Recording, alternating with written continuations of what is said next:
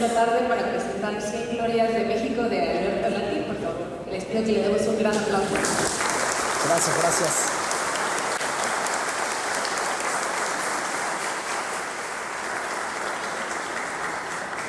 También aprovecho el momento para recordar que esta obra obtuvo el premio de la Canieve, entonces eso también nos pues fue muy grato saberlo durante 2024, entonces pues bueno, contarles que obtuvo un premio por el diseño, digamos, de la obra.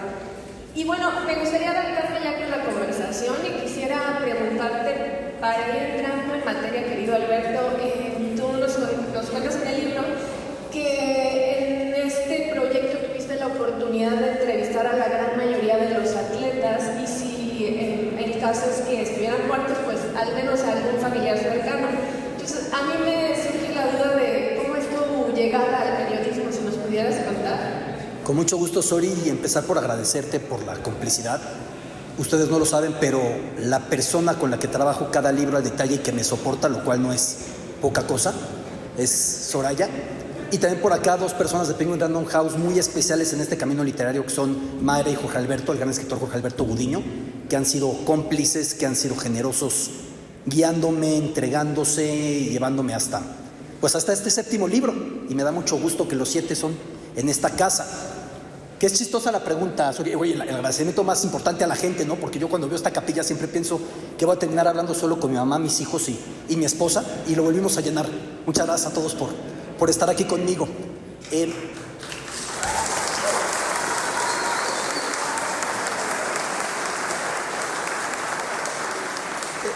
Mi entrada al periodismo pues tiene como origen el balón y lo mal que le pegaba. Entonces, mi afán de estar cerca del fútbol, asumiendo con mucha autocrítica desde muy pequeño que no sería pateándolo sino contándolo, me llevó primero al periodismo y luego, con un paréntesis muy complejo y un salto que para mí fue titánico, pasar de allá a los libros, porque yo sentía, y aquí parafraseo constantemente a Hermann Broch, un gran escritor centroeuropeo de inicios del siglo XX, que él decía que los periodistas, cuando queremos escribir libros, nos sentimos como insectos menores queriéndonos aproximar a las cucarachas.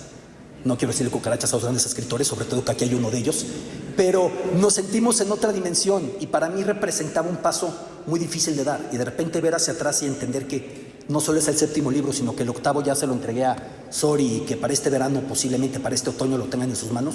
Sí me emociona muchísimo, pero todo en el fondo es la pasión adaptada, porque vi que no sería jugándolo, sino contándolo. Exacto, y bueno, quisiera ir también preguntándote, conforme vamos avanzando en el libro, para pues que todos aquellos quienes no han leído todavía el proyecto, pues entender un poco de qué va. Tenemos este antecedente que pues son 100 glorias de México, 100 deportistas, tanto hombres como mujeres, que aparecen allí en este proyecto. Y me gustaría recordar una vez más, porque eso lo hemos conversado, que este proyecto a mí especialmente me gusta porque le decía yo a Alberto que siento que es como ir en un trance respecto a todos los cambios históricos, políticos y sociales que ha vivido México. Entonces eso me parece muy interesante. Y justamente, pues hablando de esto, por ejemplo, en el capítulo de Horacio Casarín tenemos como marco la Revolución Mexicana, y algo muy interesante que se me hace de este deportista es que pues justamente su historia de vida nos muestra todos los altibajos por los que tuvo que vivir, digamos, desde la migración hacia Estados Unidos hasta regresar a México y terminar en el Atlante. Entonces me encantaría que nos contaras un poco más de este capítulo. He incluido un episodio que para mí tiene que formar parte del siglo XX mexicano, que es el incendio del Parque Asturias, que era el parque más importante para jugar fútbol. El estadio más importante eran de madera en esa época. Muchos estadios ingleses se incendiaron a principios del siglo XX porque pues eran de madera. Hay una entrada brutal contra el gran Horacio Casarín, la gente lo quería tanto. El árbitro era un personaje que fue futbolista, entrenador, árbitro y luego gran comentarista, don Fernando Marcos. Y Fernando Marcos no marcó la falta, y la gente se puso muy loca, empezó a prender una especie de antorchas y se quemó el estadio, y ahí desapareció el Parque Asturias. Y todo en torno a la figura de Casarín, que ahí se lesionó y parecía que ya no tendría carrera, y terminó levantándose. Pero sí es un viaje por la historia de México, como 100 dioses del Olimpo, 100 genios del balón, a su manera son un viaje por episodios de los últimos 130 años. Nos llevan a las guerras mundiales, nos llevan a la Guerra Civil Española, nos llevan a los golpes de Estado, nos llevan a la Guerra Fría. En el caso de esos dos, focalizado en México, pues nos pone sobre las manos personajes que uno diría, ¿por qué en un libro de deportes va a aparecerme José Alfredo Jiménez? Pues la Tota Carvajal, don Antonio, en paz descanse, que lo entrevisté a unas semanas de que falleciera y todavía con una lucidez maravillosa, él con su hermana Jenny en el teléfono, y me explicaba que sí, que José Alfredo era portero en su mismo equipo y que se distraía porque estaba tarareando canciones, lo que son las cosas. No tengo claro si tarareaba El Rey o alguna otra, pero era José Alfredo Jiménez. O Agustín Lara aparece también en el capítulo del pirata Luis de la Fuente porque pues le escribió una canción llamada Veracruz precisamente, ¿no? Y así van emergiendo muchos personajes y es parte del encanto, porque los que han seguido mi carrera saben que yo no puedo limitar esto a patear una pelota. Amo los contextos. Cuanto más podamos abrir los grados de visión, mejor para mí. Y que estas historias nos permitan aproximarnos a facetas tan variadas, creo que hace que el libro sea más completo. Justamente en esa línea, en el capítulo de Yolanda Ramírez aparece Pedro Infante. Sí. ¿Puedes ahí contar un poco más respecto a esto? Es que Yola no tenía cómo desarrollarse como tenista, pero hablaba muy bien inglés. Entonces se emplea con un productor cinematográfico como secretaria bilingüe para sacar dinero para seguir entrenando tenis. Que Yola está escrito su nombre en el Salón de la Fama de Wimbledon. O sea, nosotros ya nos acostumbramos a que vemos los grandes torneos de tenis como algo ajeno, ¿no? Donde hay un suizo y hay un serbio y hay un español, por pensar en los más grandes. Pero hay gente de cualquier confín y no mexicanos. Bueno, aquí aparece Yola y aquí aparece también el Pelón Osuna. Y en el caso de Yola, en esta oficina cinematográfica, pues debe llegar a los actores de aquel momento del cine mexicano. Y entonces me cuenta ella que de repente llegaba Pedro Infante y se ponía a hablar con Pedro Infante de cualquier cosa en este sitio, ¿no? Exacto. Y pues bueno, ya lo decías tú al inicio que 100 Glorias ya es, vamos por el 8º libro, este es el 7º libro. Y me gustaría preguntarte, luego de esta colección que arrancó en 2019 con 100 Genios del Balón, 100 Dioses del Olimpo, y luego vino ¿qué diríamos? ¿Un primito? Un hermanito. Exacto. Y pues bueno, ahora tenemos 100 Glorias de México. A lo largo de todo este proyecto que hemos trabajado en conjunto, pues nos has acercado a una gran cantidad de historias que son muy inspiradoras. A mí me gustaría preguntarte a ti, a nivel tanto profesional como padre, ¿qué tanto te han inspirado estas historias y cómo han, digamos, dejado una marca en pues, los últimos años de tu vida a partir de la publicación de estos libros? Desde que terminamos 100 Genios del Balón y empezamos las lecturas, yo quise decir con poca pretensión, porque esto no significa decir es bueno o malo, pero yo quise decir que intenté un libro de fútbol y terminé con un libro sobre la perseverancia, sobre la vida, y la mejor manera de dictar la relevancia de estos valores no es hablando de los valores, sino ilustrándolos, como si fuera una fábula a la antigua. Y ellos nos lo demuestran, cómo para ninguno fue fácil y cómo al final podemos llegar a la conclusión de que la gente tiene el éxito que merece y el que trabaja para tener. Y que para nadie resultó sencillo, Sería muy simplista decir, es que Michael Phelps regresó a 100 Dioses del Olimpo con esa espalda. O Lionel Messi regresó a 100 Genios del Balón con esa zurda.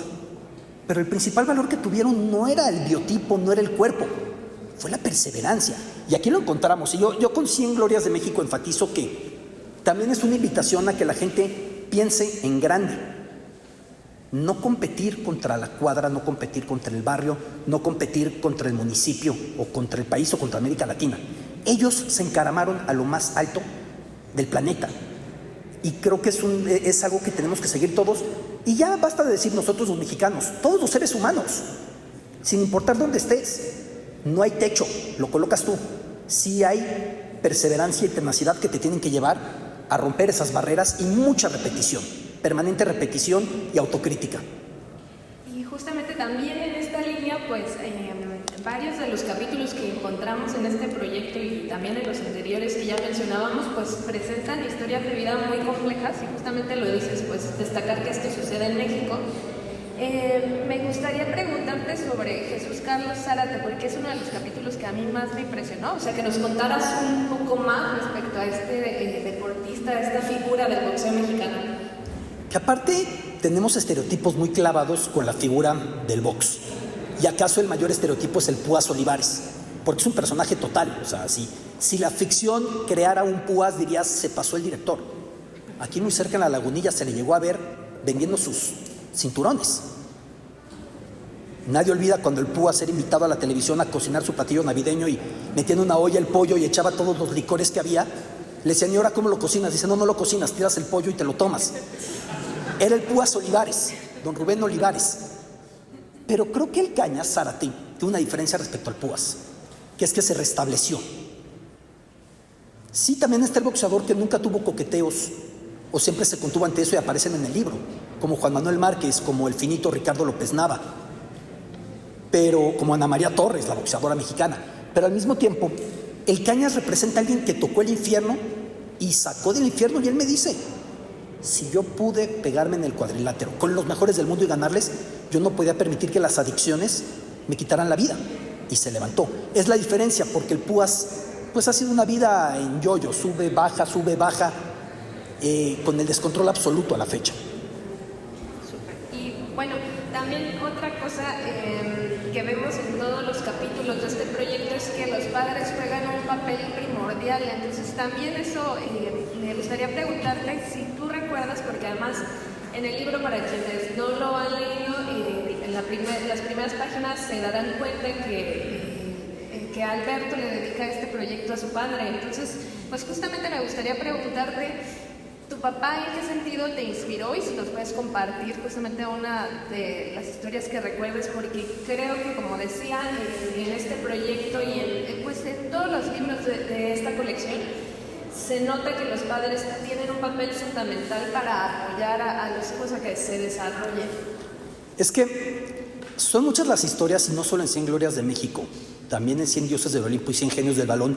Y perdón que los traiga tanto a colación, pero yo los veo como un todo. No, me cuesta mucho trabajo separarlos. Hay muchas historias marcadas por el abandono de padre, que me confirman aquello de que infancia no es destino o no es condena. Puede llegar a ser trampolín, puede llegar a sobreponerse. Y también hay muchas historias en las que los papás hicieron lo inimaginable para llegar a donde nadie pensó que se podía llegar.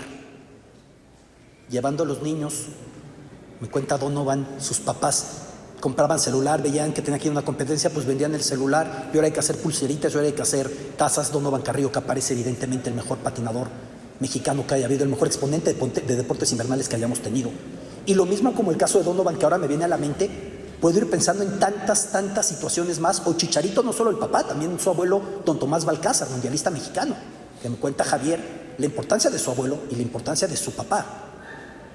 Y esto lo llevo al lado de mi papá, porque sí fue una inspiración para acercarme a los libros y tener una devoción total a los libros. Era un personaje con la capacidad no solamente de recordar la trama de los libros, sino recordar los diálogos. Tú me estás diciendo, como en el libro de Luis Espota, en aquel momento cuando le dice él a él, me lo decía con una precisión tremenda, con tanta precisión que si luego en el libro veía una coma de más, estaba seguro que el libro se había equivocado. O sea, la memoria de mi papá era, si mi memoria es buena, la de mi papá era insultante, era tremenda. Pero también con una devoción a los libros muy especial. Desde una persona que en gran medida fue autodidacta, no pudo terminar la preparatoria por una orfandad de padre muy pronta. Y los libros para él fueron demasiado. Y de alguna forma yo recibí esa pasión y yo agradecí esa pasión. Por eso tuve que dejar que pasaran unos 3, 4 años de su muerte, 4 años, para dedicar el libro, porque yo no me sentía listo para hacerlo de esa manera.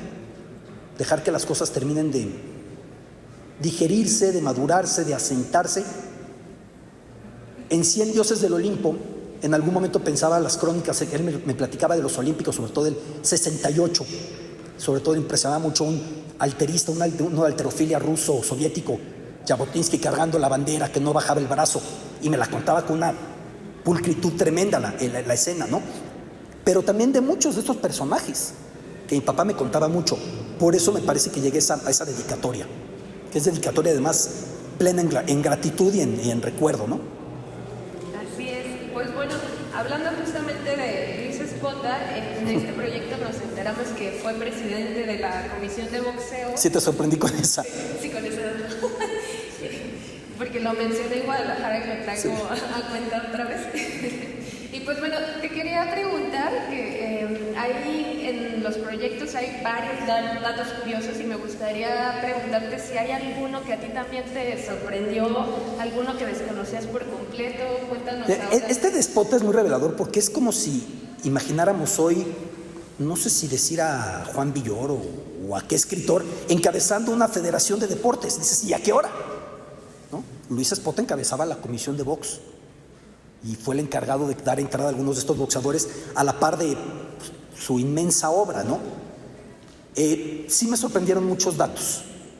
Por ejemplo, el episodio de Casarín yéndose a Estados Unidos yo no lo tenía tan claro, por decir un ejemplo.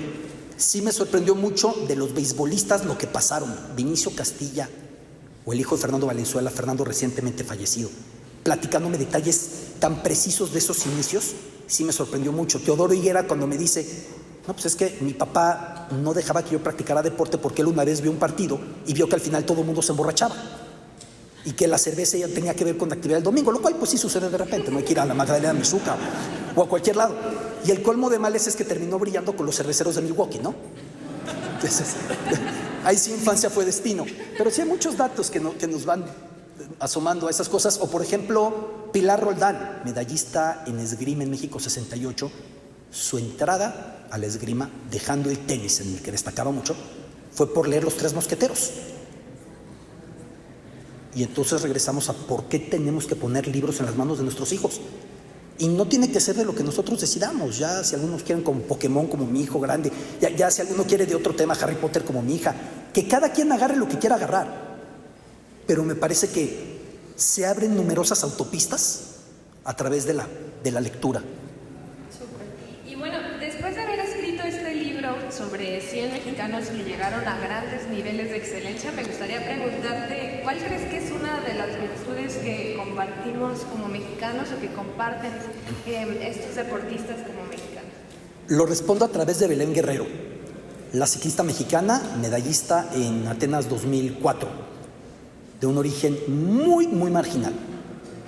Y cuando llega a los Olímpicos hay un problema, no llega su bicicleta, se retrasa, la bicicleta que le dan llega a pesarla y le dicen, no puede competir, está por debajo tantos gramos. Y se le viene la noche y dice, ya acabó.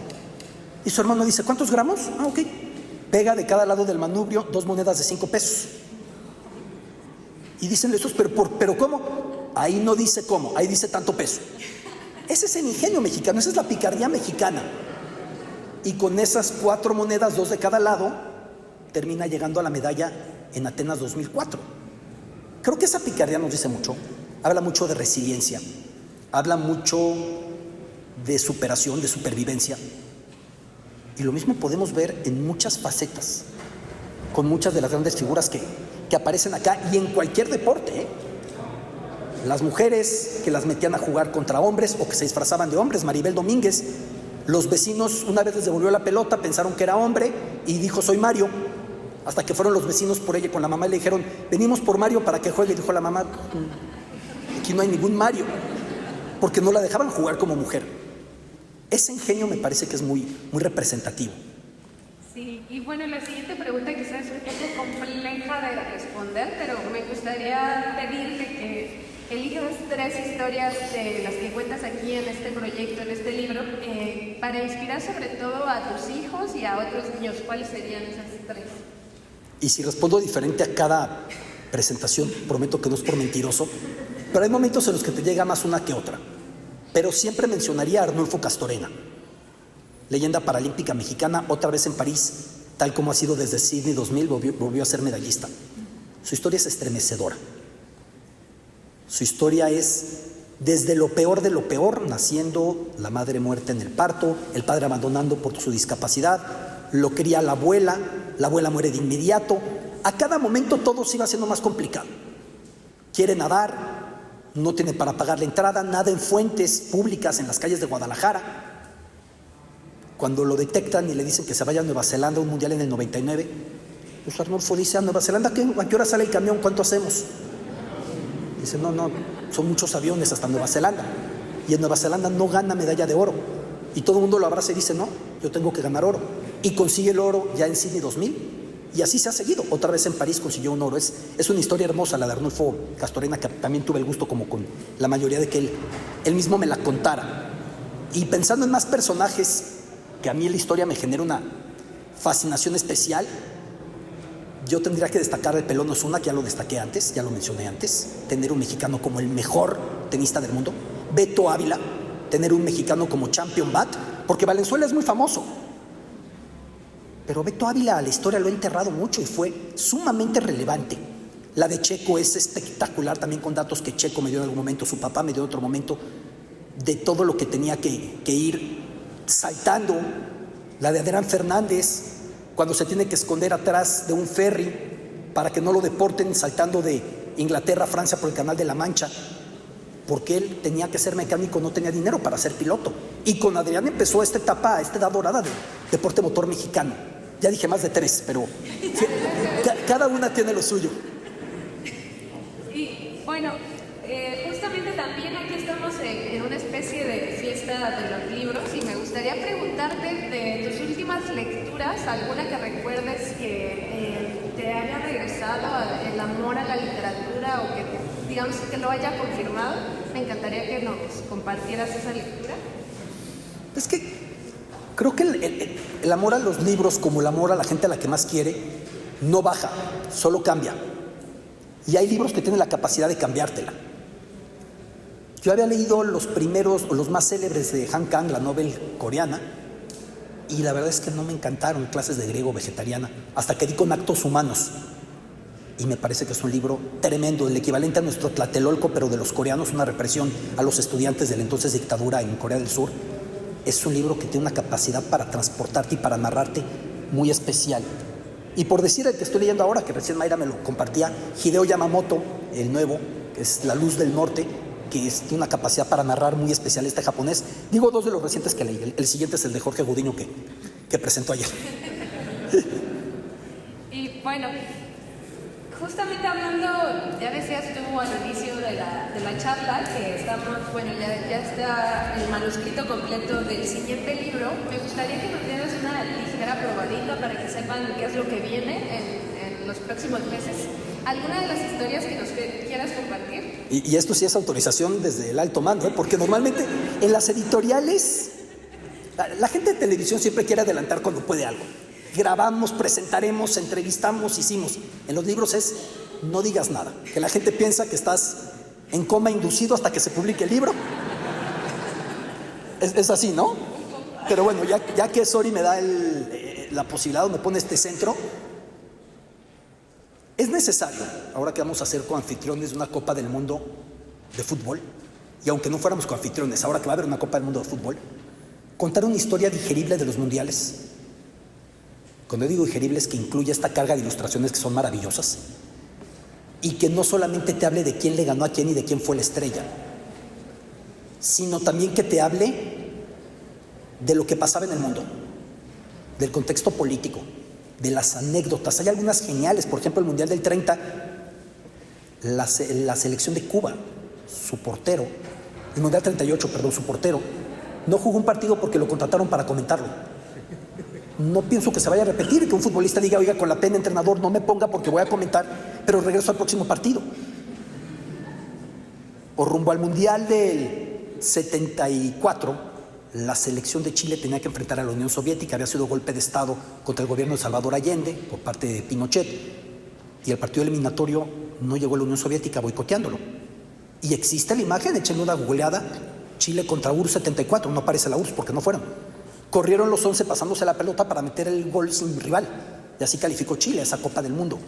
Hay muchas anécdotas en cada mundial, ahora me vienen esas a la mente. Bueno, luego nos metemos a la tragicomedia mexicana de los mundiales y seguiremos en eso. De repente me di cuenta que en cada capítulo incluyo algo sobre México en ese mundial, haya calificado o no.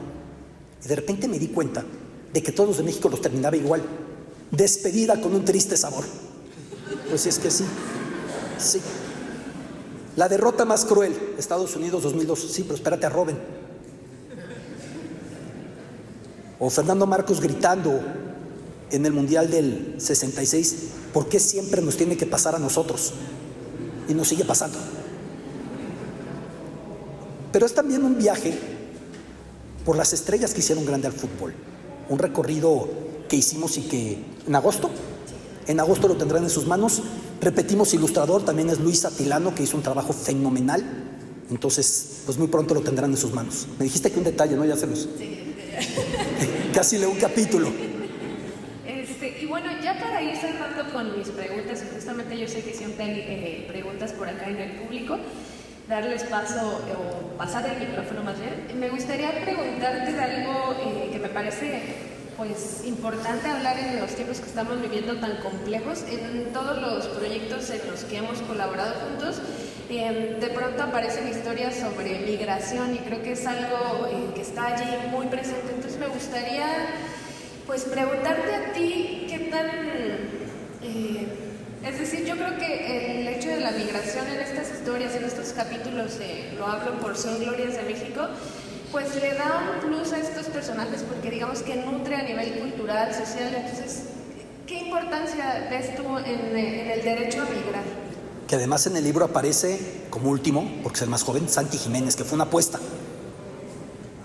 Yo quise hacer una historia que llegara a la actualidad y decidí cerrar con Santi Jiménez. Y el mismo Santi, cuando se lo mandé, le dijo a Chaco, que es muy amigo mío, es mi compañero en Fox Sports, le dijo, pero papá, hay tantos tan grandes y Lati me puso a mí. Sí, y nos está dando la razón gol a gol. Santi decidió ser mexicano.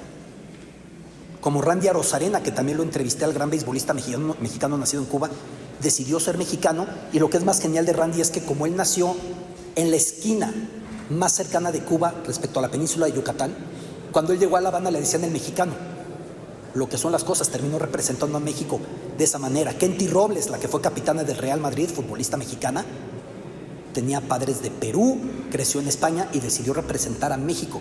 A mí todo eso me parece muy relevante. El titán Adrián González, gran beisbolista mexicano, siendo binacional siempre entre San Diego y Tijuana, decidió representar a México.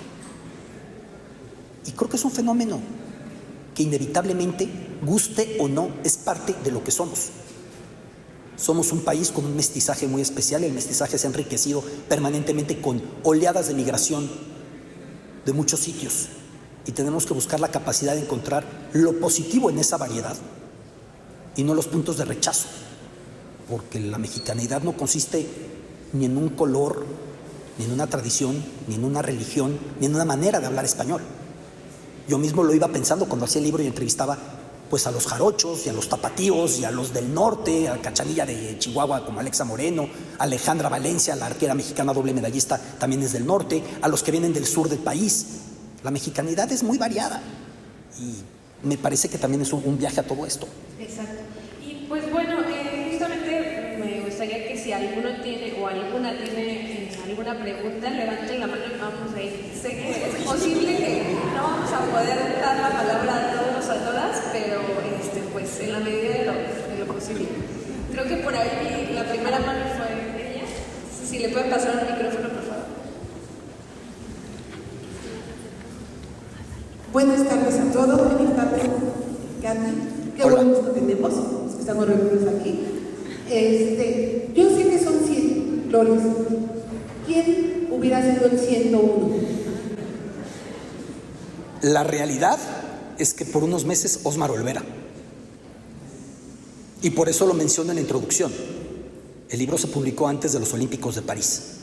Y menciono a Osmar, y menciono a Triple J, Jaime Jaques Jr. de la NBA, y menciono a Isaac del Toro, el ciclista mexicano. Osmar, sin lugar a dudas. Y Prisca Witty también hubiera estado en este libro. Lo bueno es que mientras haya tiempo hay que escribir y habrá ocasión de contar sus historias. Después ya no vi quién, pero... yo creo que por acá vamos a ir por sección. Si alguien le puede pasar por acá el micrófono, por favor. Gracias. Buenas tardes. Hola. Bueno, mi pregunta va un poquito más enfocada en estos libros.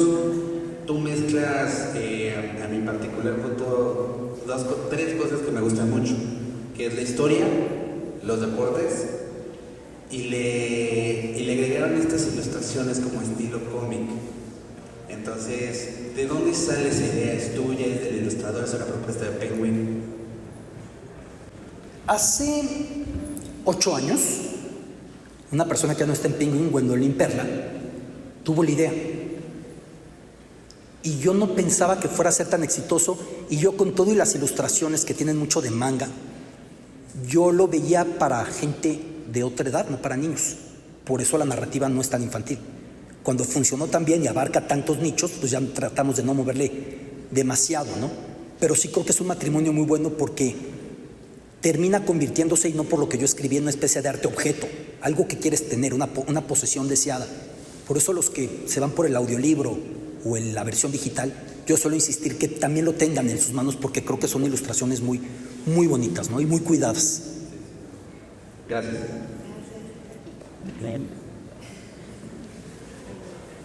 A ver, ahora hasta atrás le hago una mano y después si quieres por ahí claro. Gracias.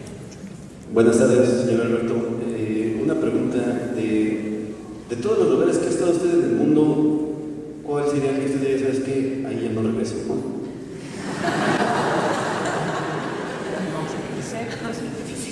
Me pasó De todos los lugares que me pasó a mí alguna vez con Rusia, porque a mi primera experiencia terminé asaltado, un episodio que trato de exorcizar o sacar en mi novela Kiboria, y porque a la siguiente, en la final de la Champions, nos dejan entrar a hacer las entrevistas, era un caos. Y luego mi experiencia en la cobertura del Mundial fue muy diferente. Entonces, intento no poner etiquetas e intento poner la diferenciación de que un episodio personal no puede alcanzar para salpicar o generalizar por todo un país, pero sí me ha llegado a pasar, como en este caso. Sí. Por aquí adelante, ¿no? Sí, de aquel lado creo que ya tenía ahí la mano levantada desde ese rato. Gracias.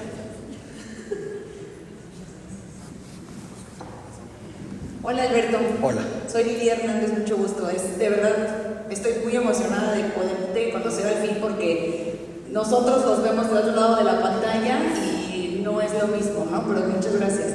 Habiendo logrado tanto durante tu carrera, ¿cuál es ese mensaje que le dejas a la gente joven que a veces tiene tanto desinterés, sobre todo en esta parte de la lectura? Me queda claro que yo tengo la oportunidad de leer los libros anteriores que has publicado y justamente es un libro objeto y de hecho yo hasta los intervengo, ¿no? Así encuentro de, ay, mira, pues esto aquí. Pero ¿cómo lograrías atraer a través de lo que tú proyectas y vives a través de tus letras a las nuevas generaciones? Las ilustraciones juegan una buena parte, pero yo lo que más intento, que es el mecanismo que busco al contar historias que sea básico, es generar imágenes en la cabeza de la gente. ¿Con qué palabras yo puedo llegar a hacer que alguien esté viendo eso? Y a veces es un gran reto. Cuando yo voy haciéndole la entrevista al personaje del cual voy a escribir el capítulo, de repente marco en amarillo una imagen que para mí es muy poderosa. Lo que pasa es que luego empiezo a escribirle y digo, la imagen es poderosa o era poderosa, pero cuando yo la pongo en letras no lo está haciendo tanto y tengo que ir por otra más. Pero siempre el inicio para mí tiene que ser una imagen que te haga viajar a ese episodio. Y creo que con los niños, que son mejores para la imaginación que nosotros, funciona de una manera más poderosa. Gracias. Bueno, si quieren, aquí en medio, a ver si logramos pasar el micrófono. Primero a ti y luego a Slav, o al revés. Yo creo que vamos a ir por una pregunta más después de ellos dos, para que nos dé tiempo de que les firmen los libros, porque yo sé que quieren firma y foto, pues vamos a darle prioridad, ¿vale? Buenas tardes. Hola. Aún no he tenido la oportunidad de terminar el libro, pero hasta donde voy, por lo que he visto de lo que falta, me falta una disciplina que tiene mucha tradición en este país, que es la lucha libre. Mi pregunta es, porque al principio se menciona personajes como Blue Demon, un santo que aparecen, pero no como los protagonistas de estas historias. Mi pregunta es, ¿por qué dejarla de lado? ¿Por qué no incluirla como parte de este libro, siendo que hay personajes que han triunfado tanto en la escena mexicana como en el extranjero, específicamente en la WWE? Y fue un debate muy pertinente que tuvimos. Aparece Daniela Aceves, que es medallista olímpico en lucha, y de hecho, por eso en la conclusión de ese capítulo pongo, con todo lo que la lucha libre le dio a este país, al fin un luchador, la única vez que ha llegado a esto, y que además con el antecedente de Bobby Bonales, su papá, que fue una leyenda de la lucha libre, con la máscara, con la capa, y él mismo conociendo al Santo y a Blue Demon, me parecía muy importante como vaso comunicante a eso. En el debate que tuvimos para ver a quién incluir y a quién no, concluimos son personajes más cinematográficos, lo cual no los discrimina y no los hace menos. Son gigantes y tú de hecho puedes caminar por un mercado de pulgas en Tokio y ver algo del Santo. Su repercusión mundial es indudable. Pero concluimos que no eran el perfil directamente por la cuestión competitiva de la lucha, que es diferente. Lo que pasa es que en términos de acondicionamiento físico, ¿quién va a dudar? Eran unos portentos físicos, ¿no? Pero fue una manera de fijar los parámetros. Si me arrepiento o no, hoy no te sé decir.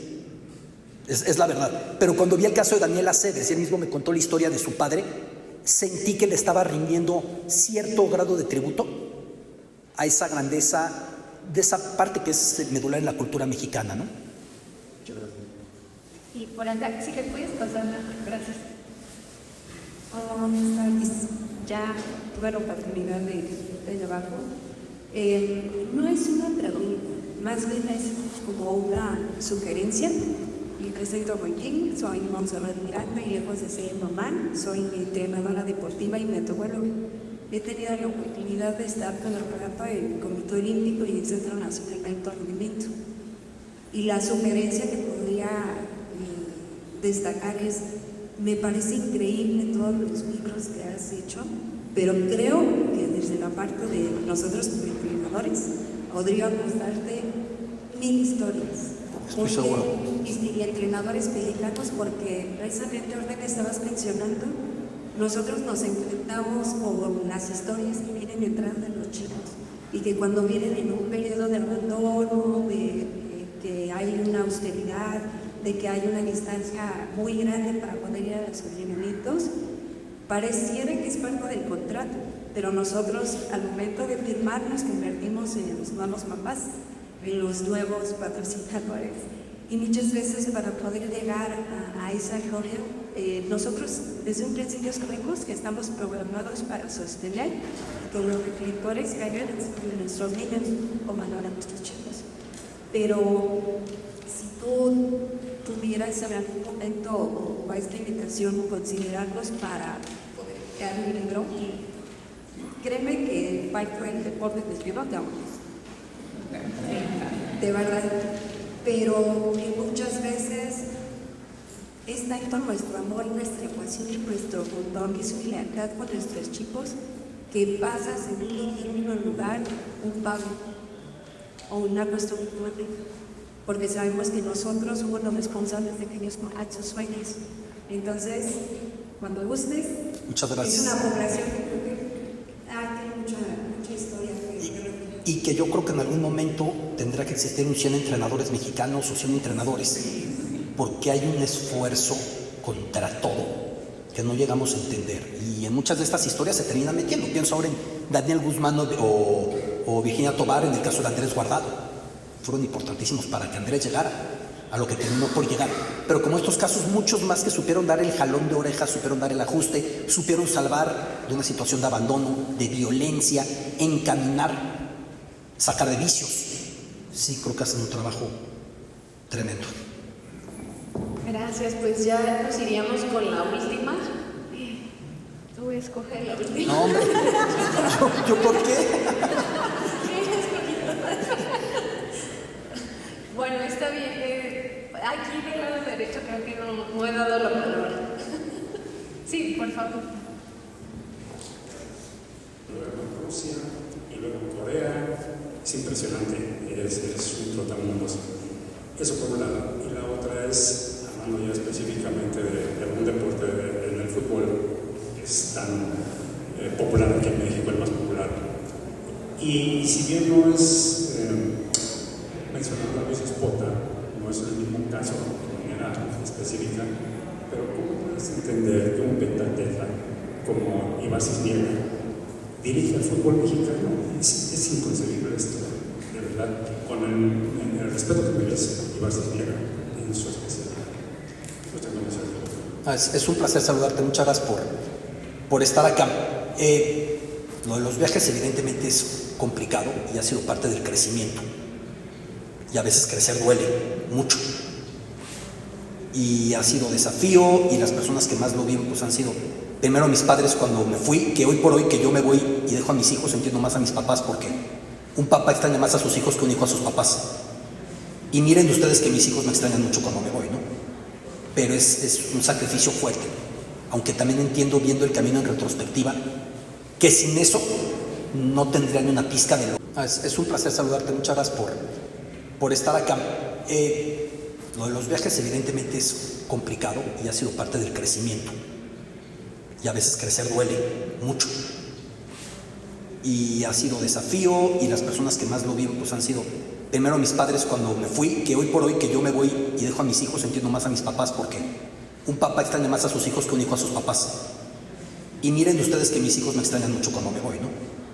Pero es un sacrificio fuerte, aunque también entiendo, viendo el camino en retrospectiva, que sin eso no tendría ni una pizca de lo que soy como persona, como comunicador, como escritor, como todo. Y pasando a lo de la federación, no es un caso único. El asistente de Guardiola era un campeón de balonmano. Sin embargo, sí es un caso extraño. Ibar llegó pensando en atacar uno de los puntos medulares que le duelen a nuestro deporte y fútbol, que es generación de talentos. El problema no es solamente él, el problema es estructural y el problema va de fondo. Y cuando el comisionado que llegó con Ibar, Juan Carlos Rodríguez, se fue porque lo querían de mandadero y no para hacer las cosas para las que se le contrató, ahí regresamos al mismo punto de partida, ¿no? Estamos atorados en una ratonera. Es un gusto. Pues muchísimas gracias a todas, a todos que nos acompañaron esta tarde, y por favor denle un fuerte aplauso.